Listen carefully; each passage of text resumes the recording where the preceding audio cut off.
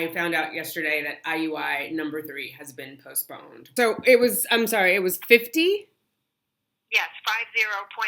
Yeah, so then you just email that mailbox and say you're going to come in on day 2.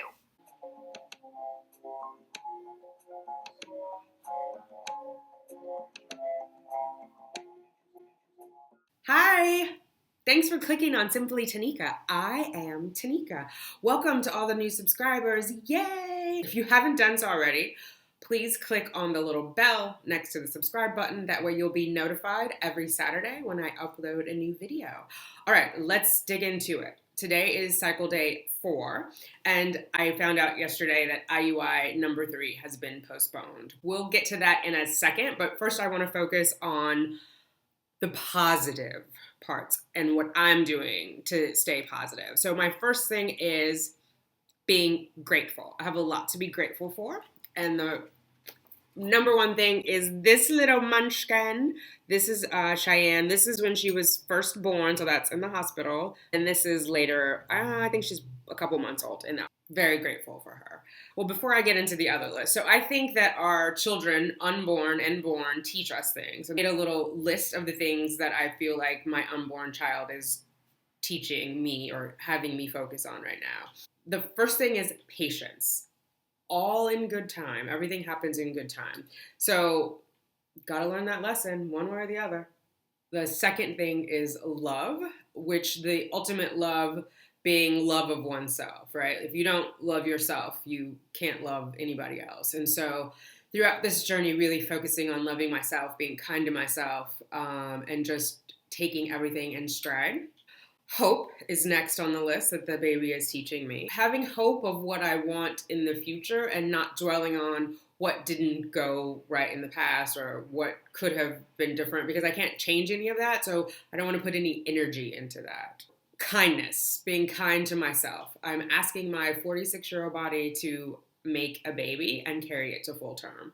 So I gotta be good to me. That's a lot of work for a 46-year-old body. So I gotta be kind to myself. So the baby is teaching me perseverance and that I have to keep going. Anything worth having is worth fighting for. And then last but not least, we have the twins, Grace and Mercy. So Grace, in that I want to be able to be proud of all of this when it's done and hold my head high, and I'm recording it on the internet, which lasts forever. So one day my unborn child will see this, and I want them to see that I handled it very gracefully. And then Mercy, I'm humbled and having mercy on myself, having mercy on the process, and just, mercy on my soul, which I think speaks for itself. All right, so let's take a look at cycle day 3 and see what happened.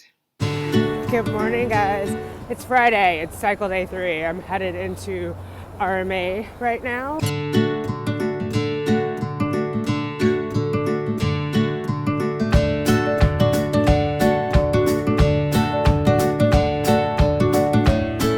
So it was 50? Yes, 50.1. Okay. And what was the estrogen? Less than 20. Okay. All right, so sit this cycle out, and then next month on cycle day 2. Yeah, do you have the email information about notifying when you get your day 1? Yeah, I sent an email this cycle. Yeah. So then you just email that mailbox and say you're going to come in on day 2. Okay. Okay? All right. Okay, we'll see you then. Thanks. Happy New Year. Take care. Thank you. Bye-bye. Cycle day 3 now. I went in for my blood work, and my FSH is over 50. And so the RE wants me to sit the cycle out. So I don't know whether to laugh or cry or both. Yeah, I'm a little...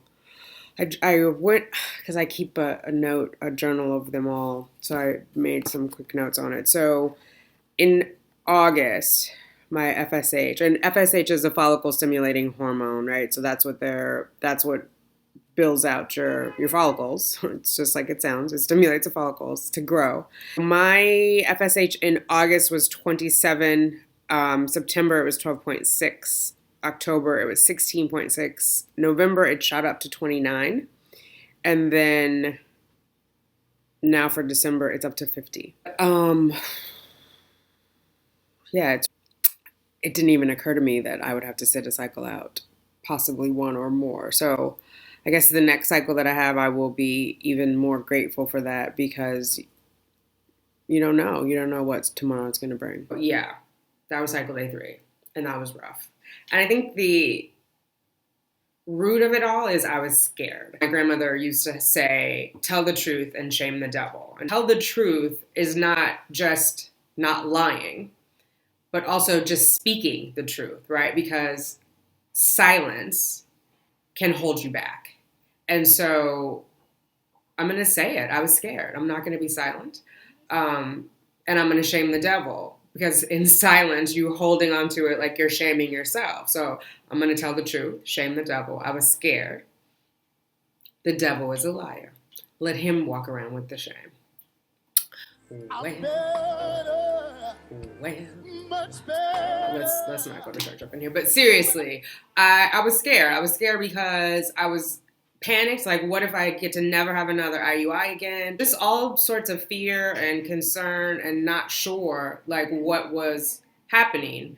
So yeah, I was scared. I'm going to own it and I'm going to move on. So there are some things that I have to tweak now that I'm not doing a medicated cycle, but that's okay. So I'll get into it in a second, a couple of the little protocol changes that I have to have. But first, there was something good that came out of my visit yesterday to the RE's office. And so I want to share that. Take a look at this.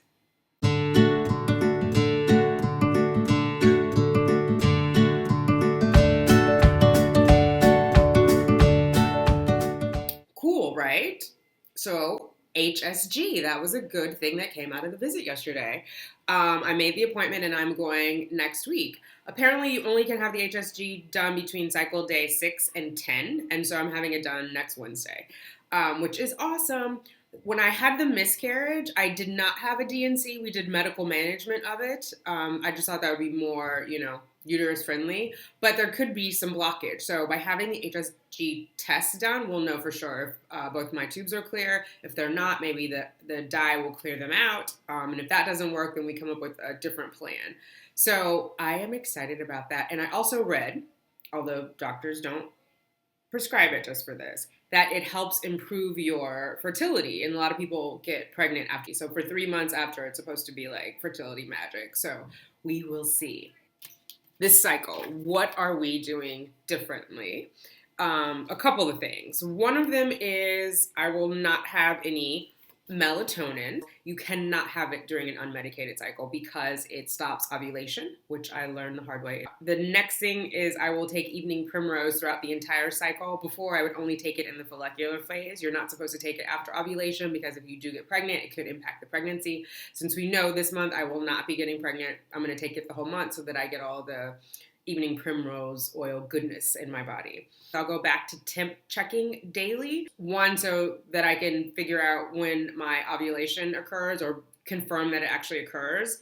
And then just to see like what my natural cycle does, what the pattern is. So with the medicated cycle, what we've been doing is forcing ovulation on cycle day 14 so that we can have the timed ovulation and plan the IUI, right? Because you need to know when to introduce the sperm. So since there will be no sperm introduced this cycle, it'll be helpful to know like what my body is doing naturally on its own.